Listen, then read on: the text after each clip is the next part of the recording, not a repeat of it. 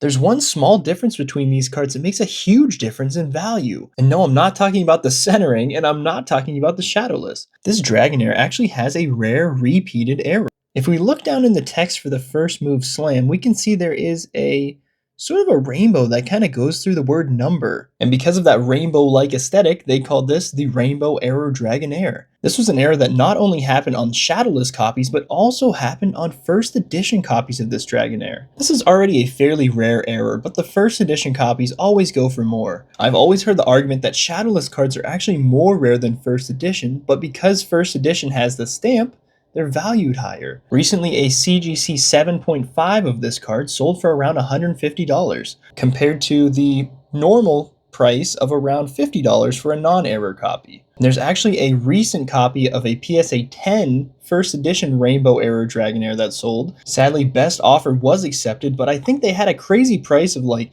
$6,800 on it or something. Normally I could go through using 130 point and check the actual sold price, but since it's out of the country, it's not showing up on there. Repeated errors that get graded a 10 are always way more valuable because they're super hard to find. I always like to bring it back to my no HP Dark Persian. In all of history, there was only one PSA 10 ever graded of this error, which is honestly insane. Thanks for stopping by. Tune in next time for some more Pokemon content.